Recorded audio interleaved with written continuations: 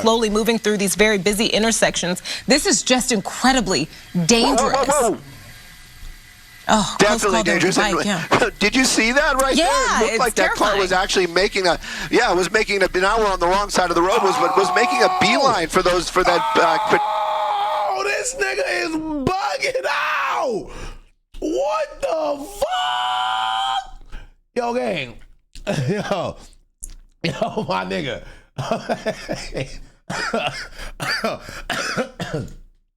Imagine, bro, you just a normal day going to the grocery store. It's just a normal day going to the grocery store. A normal day. And a nigga just decides to go on the wrong side of the road like this, bro. I'm freaking out. Pedestrians, a bicyclist. It was like almost a threatening move. You know, a lot of times, look at that. Oh, jeez. Could you just imagine being right here on Stalker right here? Hell nah. This nigga tripping, gang. I just keep thinking of. You just have no idea what's coming. And you're kind of stuck in those lanes right there. They had the center divider. Now we're back on the right side of the road, but you're just driving along on Stalker, and then all of a sudden you've got this car going the wrong way. And then they had an LAPD vehicle there as well. You know, they do what they can, and you know, a lot of times I've talked to a lot of folks about that, and they're just like, why don't they just ram it? Why don't they? Because you just can't. That's not you just can't do that. It just doesn't work that way, especially here in Los Angeles. So they have protocol in place, and they cannot just smash into a suspect's vehicle, and especially somebody. And again, we haven't heard the words of any kind of being armed, but they always have to assume the worst and hope for the best. That's basically law enforcement in its finest. That's the best they can do. Right now, though, you got the LAPD in force behind it. You got a number of vehicles again following. Again, luckily, we are back on the right side of the road, or the correct side of the road, but that vehicle continues to elude officers, and hopefully we're not going to see any kind of posturing like we saw just moments ago, where that vehicle apparently, or seemed like it was actually targeting some pedestrians there on the side of the road. Thank goodness nobody got hurt. But again, this pursuit's continuing out here. Now we're in the Windsor Park area, and again, speeds, well, they are above whatever the posted limit is, but that vehicle, you know as well as I do, that Maserati can do a lot better than that, and is keeping within reason, but still, as far as any other laws of street laws, not at all. Wrong side of the road, running red lights, anything you can imagine. It is terrifying if you just, you're just an unsuspecting driver. Just, it's lunch hour, during a holiday week, and people are just trying to see what I'm saying. Like, she thinking like me. Niggas just going to the grocery store. Like, what did I wake up to do to deserve this? Get where they're going, and look at this. And it almost gets more dangerous when things slow down. These cars there are following the rules, obviously stopped at a light. Look at that. It's one of those things. You were just talking, Stu, about the fact that people often ask, why can't you just stop them? But even when following protocol, these pursuits are often very, very dangerous, and often sometimes deadly for unsuspecting drivers who just happen to be on the road. Brooke, that is the thing that I always worry about.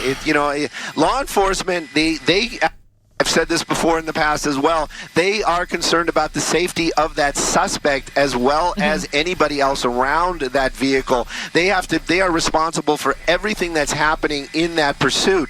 But my fears have always been more, let's just say, grounded. I worry about any of the people that are around this car. Like you said, unsuspecting people, you're just going about your day, and then you've got this person barreling through red lights, running from law enforcement, and that's when the tragedies happen. We've seen it in the past. Don't want to see it again. You just saw that vehicle making all these crazy turns, now starting to weave in and out of traffic. I'm wondering if LAPD is actually backed off because of that driving, and they're now just in more of a tracking mode. The helicopter's still above it, but coming up on a solid red right there. Thank goodness there were no other vehicles there, and now making another turn. Now we're back onto Jefferson, and this is where this thing started. This is where we picked this up earlier on. So basically making a big giant loop. Don't know what's going on. Hopefully this person is working through whatever emotions they might be having right now, and might come up with a relatively calm answer and just pull over, get out of that vehicle, try and run. But let's just hope that nobody gets hurt. Yeah, that's the hope there. And on that note, we just had a close call, Stu. How do you actually get out of a situation like this though, when you got the cameras on you right here? Y'all think niggas could actually get low? Y'all think it's some real life tunnels that niggas could go through to get low? You got to go under bridges.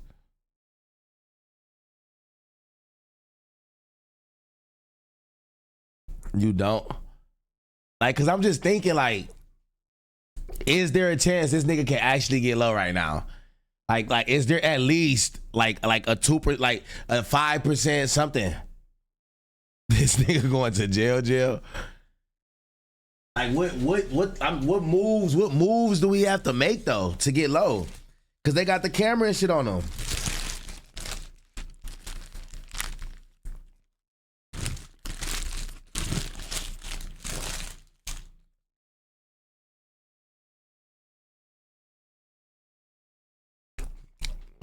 In IRL basketball, yeah, I could. FTG 545. You can't get low?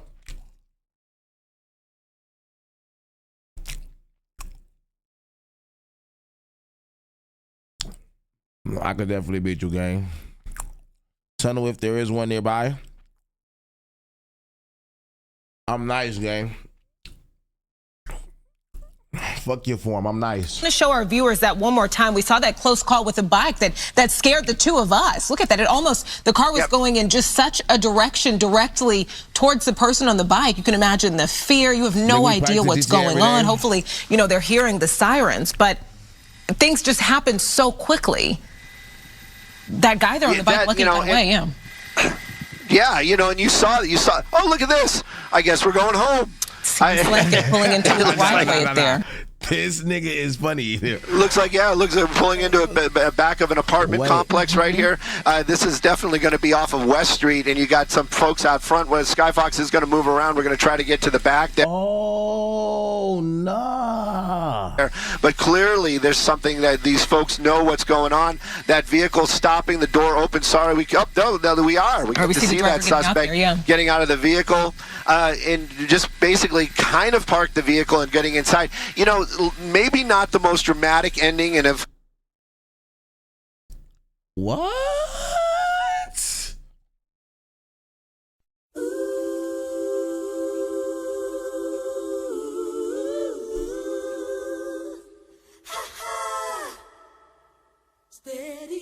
Yo, my nigga. You just Yo, wait. Did the easy, like, do he think that they just stopped following him? He think that they just stopped following him. I think he think he free. I think he free. He just oral farm. Nah, he definitely just oral farm. Walked out cool. Yo, he walked out cool as hell. Why he hop out cool as hell? Cool as hell. But definitely the endings that we want to see. Like right now, that vehicle definitely stopped. Law enforcement, you can see the helicopter above. Officers arriving here on scene. This may turn into some sort of standoff, but clearly that driver parking the vehicle, going inside this apartment complex. We're going to listen in to see if we can get some information. All right, we're going to... That's not the ending. So the shots have been fired. The suspect is definitely down. And apparently he came out to the front and he did have a weapon and was posturing, and now that suspect is down. Brooke, I don't know if we can get in any tighter because there are family members down there as well, but definitely shots fired and definitely that suspect. Well, it's hard to watch, obviously. I want to apologize. If this video... What? It was hard to watch for anyone at home, Stu, but when the driver parked the car behind this apartment building there, I saw him get out of the driver's side, and he seemed to be holding his leg. Right. And my first thought was, was there a weapon or is he hurt? There seemed to be something going on there. Just to update anyone who's just tuning in right now. Obviously, this pursuit has ended in the West Adams area, obviously in a way that we weren't hoping for.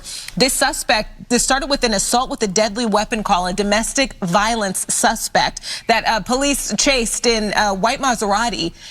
This is another person it seems like police are taking into custody there, Stu. This person was standing at the beginning at the front of the house. In fact, she was outside Damn. I have to be very careful on what I show on television right now because we are live. But these are people that probably, I would venture to say, know that suspect. They are taking them into custody because I don't think any charges are going to be filed against him. But apparently that suspect did come out from behind the building and was posturing towards officers, and then the shots were fired. Those two made their way over to that suspect. Now law enforcement is going to go over there. I mean, it is for us, thank goodness, that suspect underneath the tree, so we can't actually see what's going on right now. But I do know for a fact that that suspect is down and bleeding. There's another person that was with that suspect on the ground. You can see that clearly, very, very emotional. And again, this is one of those times when officers, they have to separate.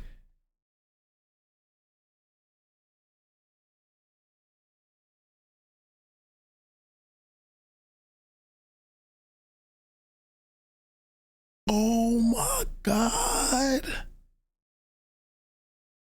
Bro, all that ketchup. No, that's OD. That's OD. No. What the fuck?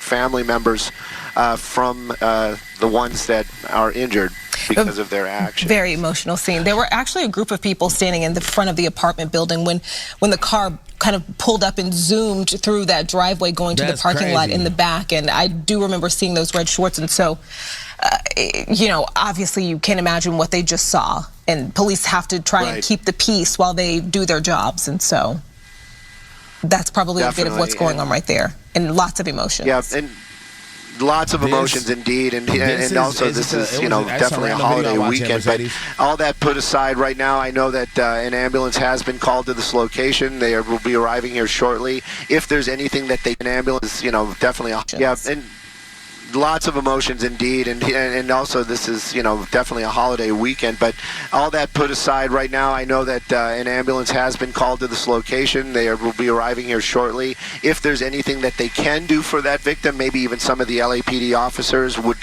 are able to offer some sort of aid. But right now, a number of officers, that suspect definitely down. Again, I don't want to put anything on television that that I will regret showing later on. So right now, you have that suspect down in the driveway here off of West Boulevard in the West Adams area, and that suspect coming out apparently with a weapon, and shots were fired, and now that suspect is down. I can't say his condition, but I can tell you that law enforcement taking family members away right now from this area, and other officers still here, and of course we are waiting for the paramedics to show up. Of course, I know, Stu, you said multiple times, there was just a hope that this would end peacefully, that no one involved would get hurt. It still ain't no paramedics on the scene though. That's like, this is actually a fairly short situation too. I believe this call came in around 12:40. This afternoon, the investigation is going to be going on. They're going to figure out exactly what happened. There's probably plenty of body cam footage, so they'll be able to, know exactly what happened. But again, out of call about an assault with a deadly weapon. Paramedics making their way over there now. The first paramedics are starting to work on that. A man with a bike was just shots fired. Things change so quickly. So y'all think why would you go to your family house? I have no idea. Y'all think he made it though?